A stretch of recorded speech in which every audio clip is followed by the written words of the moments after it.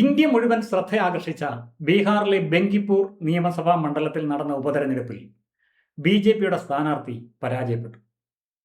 ഒരു ഉപതെരഞ്ഞെടുപ്പ് ഫലം ഇനി വരാൻ പോകുന്ന രാഷ്ട്രീയ മാറ്റങ്ങൾക്ക് ഒരു ദിശാസൂചികയായി മാറുന്നു എന്നതാണ് ഈ ബെങ്കിപ്പൂർ ഉപതെരഞ്ഞെടുപ്പ് സൂചിപ്പിക്കുന്നത്.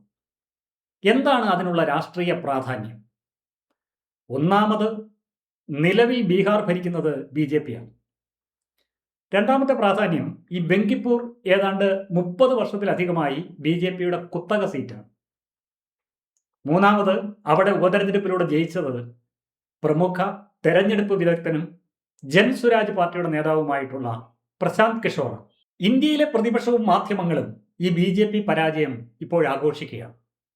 കാരണം ബി.ജെ.പിയുടെ ഇപ്പോഴത്തെ ദേശീയ അധ്യക്ഷൻ നിതിൻ നബിൻ രാജ്യസഭയിലേക്ക് തെരഞ്ഞെടുക്കപ്പെട്ടതിനെ തുടർന്ന് ഒഴിഞ്ഞ സീറ്റാണിത്. അദ്ദേഹം തുടർച്ചയായി 5 തവണ വൻ ഭൂരിപക്ഷത്തിൽ വിജയിച്ച മണ്ഡലത്തിലാണ് പാർട്ടിക്ക് ഈ പരാജയം നേരിട്ടത്. അതുമാത്രമല്ല, ഡൽഹിയിലെ വിദ്യാർത്ഥി സമരത്തിന് ശേഷം നടക്കുന്ന ഉപതെരഞ്ഞെടുപ്പ് എന്ന പ്രാധാന്യവും ഈ തെരഞ്ഞെടുപ്പിനുണ്ട്. ജൻസുരാജ് പാർട്ടി രൂപീകരിച്ചതിന് ശേഷം ആദ്യമായി നേരിട്ട് തെരഞ്ഞെടുപ്പ് ഗോതയിൽ ഇറങ്ങിയ രാഷ്ട്രീയ തന്ത്രജ്ഞൻ പ്രശാന്ത് കിഷോർ 19,000-ലധികം വോട്ടുകളുടെ വലിയ ഭൂരിപക്ഷത്തിലാണ് ഇപ്പോൾ ബി.ജെ.പിയുടെ നീരജ് കുമാർ സിൻഹയെ പരാജയപ്പെടുത്തിയത്. 2025 നിയമസഭാ തെരഞ്ഞെടുപ്പിൽ വലിയ ചലനമുണ്ടാക്കാൻ കഴിയാതിരുന്ന ജൻസുരാജിന് ഈ വിജയം ഒരു വലിയ ഉണർവാണ്. 2025 പ്രശാന്ത് കിഷോർ മത്സരിച്ചിരുന്നില്ല. അന്ന് നടന്ന പൊതു തെരഞ്ഞെടുപ്പിൽ ഈ മണ്ഡലത്തിൽ ബി.ജെ.പിക്ക് 63% വോട്ടുണ്ടായിരുന്നു. ഇത്തവണ അത് പകുതിയായി കുറഞ്ഞ് 34% ഇടിഞ്ഞു. മുഖ്യമന്ത്രി സാമ്രാട്ട് ചൗധരിയുടെ നേതൃത്വത്തിലുള്ള NDA സർക്കാരിന്റെ വിലയിരുത്തലായി പ്രശാന്ത് കിഷോർ ഈ ഉപതെരഞ്ഞെടുപ്പിനെ ഉയർത്തിക്കാട്ടിയിരുന്നു. അതുകൊണ്ട് തന്നെ ഈ പരീക്ഷാ പേപ്പർ ചോർച്ചയുമായി ബന്ധപ്പെട്ട് രാജ്യത്തുടനീളം ഉയർന്ന വിദ്യാർത്ഥി പ്രതിഷേധങ്ങളും യുവാക്കളുടെ അസംതൃപ്തിയും ബി.ജെ.പിയുടെ നഗര വോട്ടർമാരെ സ്വാധീനിച്ചതായി വേണമെങ്കിൽ നമുക്ക് വിലയിരുത്താം. തോൽവി സംബന്ധിച്ച ബി.ജെ.പി നേതൃത്വം വോട്ട് ചോർച്ചയുടെ കാരണങ്ങളെക്കുറിച്ചൊക്കെ ഗൗരവമായ ആത്മപരിശോധന നടത്തുന്നുണ്ട് എന്നാണ് മനസ്സിലാക്കുന്നത്.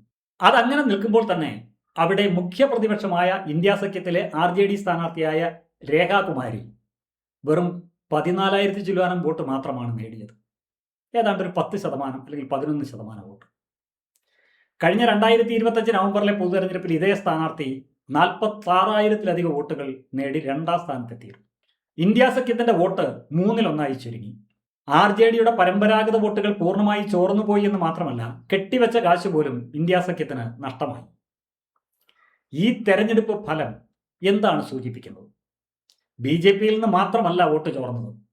കോൺഗ്രസിന്റെയും RJDയുടെയും പരമ്പരാഗത വോട്ടർമാരിൽ വലിയൊരു വിഭാഗം, പ്രത്യേകിച്ച് യുവാക്കളും വികസനം ആഗ്രഹിക്കുന്നവരും ഇത്തവണ മാറ്റത്തിന് വേണ്ടി ജൻസുരാജ് പാർട്ടിയുടെ പ്രശാന്ത് കിഷോറിന് വോട്ട് ചെയ്യുകയാണ് ഉണ്ടായത്. അതുകൊണ്ടാണ് ബെങ്കിപ്പൂർ ഉപതെരഞ്ഞെടുപ്പ് ഫലം ബീഹാർ രാഷ്ട്രീയത്തിലെ പരമ്പരാഗത സമവാക്യങ്ങളെ കാര്യമായി തന്നെ മാറ്റിമറിക്കുമെന്ന് നമ്മൾ കരുതുന്നത്.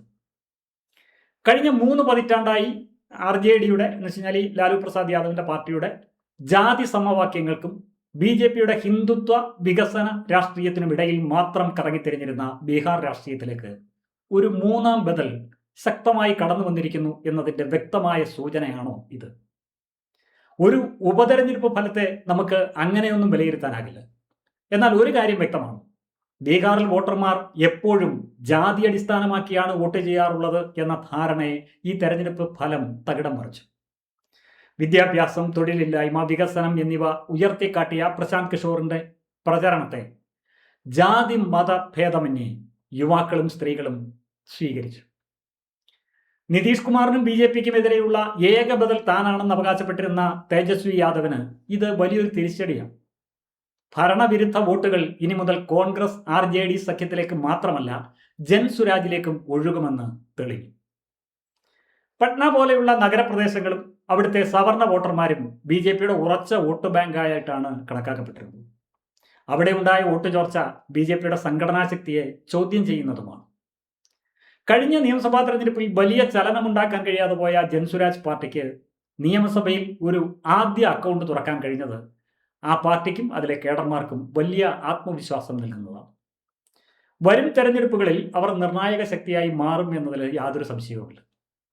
പരമ്പരാഗത വോട്ട് ബാങ്കുകളെ ആശ്രയിച്ച് മാത്രം ഇനി ബീഹാറിൽ തെരഞ്ഞെടുപ്പുകളെ നേരിടാനാകില്ലെന്ന് മുന്നണികൾക്ക് മനസ്സിലാക്കി കൊടുത്ത ഒരു തെരഞ്ഞെടുപ്പ് ഫലമാണ് ഇത്. ഇതിനെ ബി.ജെ.പിയുടെ ഒരു തന്ത്രപരമായ നീക്കമായിട്ടൊക്കെ വേണമെങ്കിൽ നമുക്ക് നിരീക്ഷിക്കാം.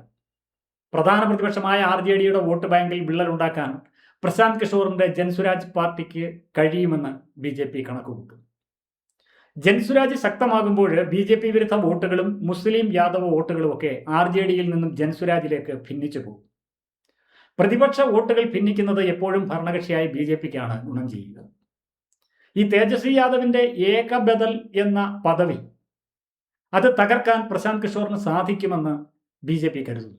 മാത്രമല്ല, ഇതിനെ നിതീഷ് കുമാറിന്റെ രാഷ്ട്രീയ പ്രസക്തി കുറയ്ക്കാനും ജെ.ഡി.യുവിനെ ചിത്രത്തിൽ നിന്നും പടിപടിയായി ഒഴിവാക്കാനുമുള്ള ബി.ജെ.പിയുടെ ഒരു ദീർഘകാല തന്ത്രമായും നമുക്ക് വിലയിരുത്താം. ബി.ജെ.പി പലപ്പോഴും ദീർഘകാല രാഷ്ട്രീയ തന്ത്രങ്ങളും പ്രയോഗിക്കാറുണ്ട്.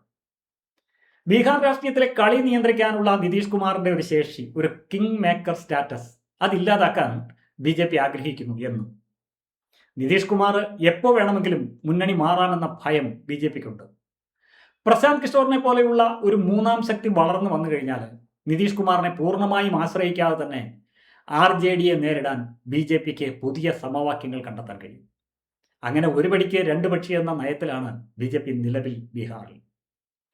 ബീഹാറിൽ സ്വന്തമായും സ്വതന്ത്രമായും ഒരു മുഖ്യമന്ത്രിയെ സിംഹാസനത്തിൽ ഇരുത്തുക എന്നതാണ് ബി.ജെ.പിയുടെ അന്തിമമായ ലക്ഷ്യം.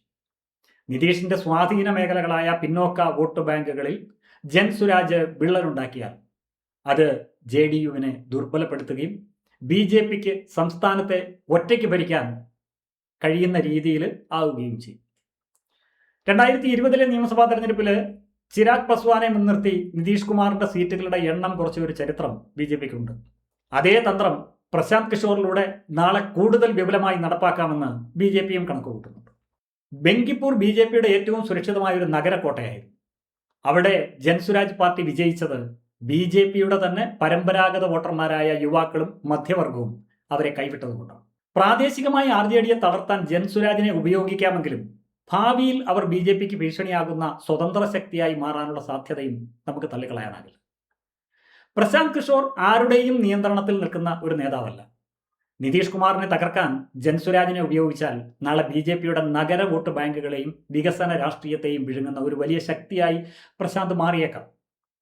ബെങ്കിപ്പൂരിലെ ബി.ജെ.പിയുടെ തോൽവി അങ്ങനെ ഒരു അപകട സൂചന നൽകിക്കഴിഞ്ഞു. അത് ബി.ജെ.പിക്ക് മനസ്സിലാവുകയും ചെയ്തു. 2015 നിയമസഭാ തെരഞ്ഞെടുപ്പിൽ ഈ നിതീഷ് കുമാറിന് വേണ്ടി വിജയകരമായി തന്ത്രങ്ങൾ മെനഞ്ഞത് പ്രശാന്ത് കിഷോറായി. തുടർന്ന് നിതീഷ് കുമാർ ഈ പ്രശാന്തിനെ തന്റെ പാർട്ടിയിൽ ചേർക്കുകയും പാർട്ടിയുടെ ദേശീയ വൈസ് പ്രസിഡന്റായി നിയമിക്കുകയും ചെയ്തു. നിതീഷിന്റെ രാഷ്ട്രീയ പിൻഗാമിയായി പോലും പ്രശാന്ത് കിഷോർ അക്കാലത്ത് വിശേഷിപ്പിക്കപ്പെട്ടു. പൗരത്വ ഭേദഗതി നിയമം, ബി.ജെ.പിയുമായുള്ള നിതീഷിന്റെ കൂട്ടുകെട്ട് എന്നിവയെ പ്രശാന്ത് പരസ്യമായി എതിർത്തതോടെ ഇരുവരും തമ്മിൽ കടുത്ത ഭിന്നതയിലായി. 2020 നിതീഷ് കുമാർ പ്രശാന്തിനെ പാർട്ടിയിൽ നിന്ന് പുറത്താക്കി. പിന്നീടാണ് ജൻസുരാജ് പാർട്ടിയിലൂടെ അദ്ദേഹം രാഷ്ട്രീയത്തിലേക്ക് ഇറങ്ങിയത്. അപ്പോഴും നിതീഷ് കുമാറിനെതിരെയാണ് ഏറ്റവും കൂടുതൽ വിമർശനങ്ങൾ പ്രശാന്ത് ഉന്നയിച്ചത്. നിതീഷ് കുമാർ മാനസികമായും ശാരീരികമായും തളർന്നുവെന്നും വെറും മുഖ്യമന്ത്രി കസേരയ്ക്ക് വേണ്ടി മാത്രമാണ് അദ്ദേഹം മുന്നണികൾ മാറുന്നതെന്നും ഒക്കെ പ്രശാന്ത് നിരന്തരം വിമർശിച്ചുകൊണ്ടേയിരുന്നു. അതുകൊണ്ട് തന്നെ നിതീഷിന്റെ ജെ.ഡി.യുവിനെ ഒതുക്കാൻ ഏറ്റവും മൂർച്ചയുള്ള ഒരു ആയുധം പ്രശാന്ത് കിഷോർ ആണെന്ന് ബി.ജെ.പി വ്യക്തമായി മനസ്സിലാക്കുന്നുണ്ട്. നിതീഷ് കുമാറിനെ രാഷ്ട്രീയമായി ദുർബലപ്പെടുത്താൻ പ്രശാന്ത് കിഷോറിന്റെ മുന്നേറ്റം സഹായിക്കുമെന്ന ബി.ജെ.പിയുടെ കണക്കുകൂട്ടൽ ശരിയാണെങ്കിലും ആ വളർച്ച ബി.ജെ.പിയുടെ സ്വന്തം വോട്ട് ബാങ്കായ ഉയർന്ന ജാതിക്കാരെയും നഗര വോട്ടർമാരെയും കൂടിയാണ് ചോർത്തുന്നത് എന്ന് ബി.ജെ.പി മനസ്സിലാക്കുന്നുണ്ട്. ബീഹാറിൽ പരമ്പരാഗതമായി 3 വോട്ട് ബാങ്കുകളാണ് തെരഞ്ഞെടുപ്പുകൾ സാധാരണ നിയന്ത്രിക്കുന്നത്. ആർ.ജെ.ഡിയുടെ മുസ്ലിം യാദവ സഖ്യം, ബി.ജെ.പിയുടെ ഉയർന്ന ജാതിക്കാർ, അതുപോലെ തന്നെ നിതീഷ് കുമാറിന്റെ പിന്നോക്ക അതിപിന്നോക്ക വിഭാഗങ്ങൾ. നിതീഷ് കുമാറിന്റെ ഏറ്റവും വലിയ കരുത്ത് കുറുമി ജാതിക്കാരും അതിപിന്നോക്ക വിഭാഗങ്ങളുമാണ്. വികസനവും വിദ്യാഭ്യാസവും പറഞ്ഞ് പ്രശാന്ത് ഈ വോട്ടർമാരെ ആകർഷിച്ചാൽ നിതീഷിന്റെ അടിത്തറ പൂർണ്ണമായും തകരും. അത് നിതീഷിനെ ചിത്രത്തിൽ നിന്ന് പൂർണ്ണമായും ഒഴിവാക്കാൻ ബി.ജെ.പിയെ സഹായിക്കും. ഈ സൂത്രവാക്യത്തിന് ബെങ്കിപ്പൂർ ഒരു മികച്ച ഉദാഹരണമാണ്. ബീഹാറിലെ കായസ്ഥ സമുദായത്തിന് വലിയ ആധിപത്യമുള്ള ഒരു മണ്ഡലമാണ് ബെങ്കിപ്പൂർ. അവർ കാലങ്ങളായി ബി.ജെ.പിയുടെ ഉറച്ച വോട്ടർമാരാണ്. എന്നാൽ ഇത്തവണ ഈ ഉയർന്ന ജാതിക്കാരായ വോട്ടർമാർ ബി.ജെ.പിയെ കൈവിട്ട് പ്രശാന്ത് കിഷോർ വോട്ട് ചെയ്തു. ജാതി സമവാക്യങ്ങൾക്ക് അതീതമായി ഒരു പുതിയ തലമുറയിലെ വോട്ടർമാരും വിദ്യാർത്ഥികളും ഒക്കെ മാറുന്നു എന്നുള്ളതിന്റെ സൂചനയാണ് ഈ ഫലം നൽകുന്നത്. ലോക്സഭാ തെരഞ്ഞെടുപ്പിൽ ഈ ഫലം ആർക്ക് ഗുണം ചെയ്യും എന്നത് മണ്ഡലങ്ങളുടെ സ്വഭാവത്തെ ആശ്രയിച്ചിരിക്കും. എന്നാൽ മൊത്തത്തിൽ ഇത് BJP സഖ്യത്തിന് എന്നുവെച്ചാൽ NDAക്ക് പരോക്ഷമായ നേട്ടമുണ്ടാക്കാനാണ് കൂടുതൽ സാധ്യത. ജൻസുരാജ് ഒരു സ്വതന്ത്ര മൂന്നാം ശക്തിയായി ലോക്സഭയിലും മത്സരിക്കുമ്പോൾ ഭരണവിരുദ്ധ വോട്ടുകളും മുസ്ലിം യാദവ ഇതര പിന്നോക്ക വോട്ടുകളുമൊക്കെ RJD സഖ്യത്തിലേക്ക് മാത്രം പോകാതെ ഈ ജൻസുരാജ് കൂടി അത് വീതം വെച്ചെടുക്കും. പ്രതിപക്ഷ വോട്ടുകൾ ഭിന്നിക്കുന്നത് സ്വാഭാവികമായും BJP സ്ഥാനാർത്ഥികളുടെ വിജയം എളുപ്പമാക്കും.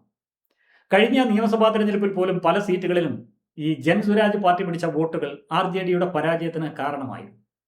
ലോക്സഭയിലും അത് ആവർത്തിച്ചാൽ ബീഹാർ തിരിച്ചു പിടിക്കാമെന്നുള്ള തേജസ്വി യാദവിന്റെ മോഹങ്ങൾക്ക് അതൊരു വലിയ തിരിച്ചടിയാണ്. മാറ്റം ആഗ്രഹിക്കുന്ന യുവ വോട്ടർമാരും അസംതൃപ്തരായ ന്യൂനപക്ഷ വോട്ടർമാരും ഒക്കെ കോൺഗ്രസ് RJD സഖ്യത്തെ വിട്ട് പ്രശാന്തിനെ പിന്തുണച്ചാൽ അത് പ്രതിപക്ഷ മുന്നണിയുടെ സീറ്റുകൾ വൻതോതിൽ കുറയ്ക്കും. ബംഗിപ്പൂർ ഉൾപ്പെട്ട പട്ന സാഹിബ് പോലെയുള്ള പൂർണ്ണമായും BJPയുടെ കോട്ടകളായ നഗര ലോക്സഭാ മണ്ഡലങ്ങളിൽ ജൻസുരാജ് നേരിട്ട് BJPയുടെ വോട്ടുകൾ ചോർത്തിയാൽ അത് ചില പ്രത്യേക സീറ്റുകളിലൊക്കെ BJPയെയും അപകടത്തിലാക്കും. സംസ്ഥാന വ്യാപകമായി നോക്കുമ്പോൾ പ്രശാന്ത് കിഷോർ പ്രതിപക്ഷ വോട്ടുകൾ ഭിന്നിപ്പിക്കുന്നതിനാൽ BJP സഖ്യത്തിനാണ് ഇതിന്റെ ഗുണം കൂടുതൽ ലഭിക്കുക. എന്നാൽ BJPയുടെ തനത് നഗര സീറ്റുകളിൽ അവർക്ക് കടുത്ത ജാഗ്രത പുലർത്തേണ്ടി വരും, അത് ഉറപ്പാണ്.